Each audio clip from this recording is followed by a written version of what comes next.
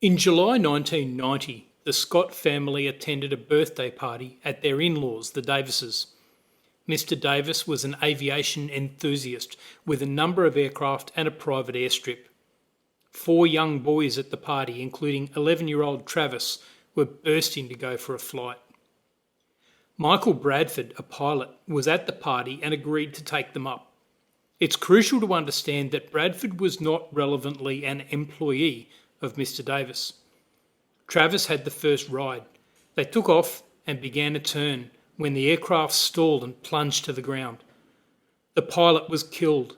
Travis was seriously injured and his parents suffered nervous shock on rushing to the scene and seeing him. The crash appears to have been the result of pilot error and not the result of any direct negligence on the part of Mr. Davis, so there was not, for instance, a failure to maintain the plane. The Scotts sued the Davises on the ground that the Davises, as owners of the aircraft, were vicariously liable for the conduct of the pilot. Pragmatically, they sued the Davises because the estate of Michael Bradford was unlikely to have substantial resources. The case gave the High Court the opportunity to extensively consider the nature of vicarious liability.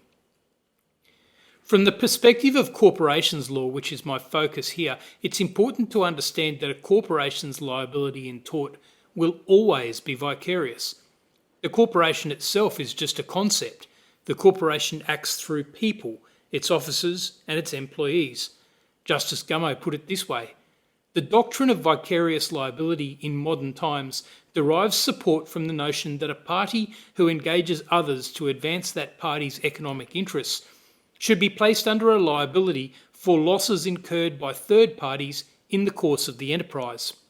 Further, the employer is seen as a suitable means for the passing on of those losses through such means as liability insurance and higher prices for the goods and services supplied by the enterprise.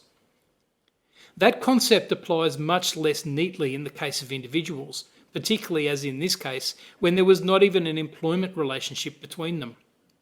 As a result, there was no vicarious liability in this case. From this case, however, we learn the rationale for the extensive use of vicarious liability to establish the liability of corporations in tort.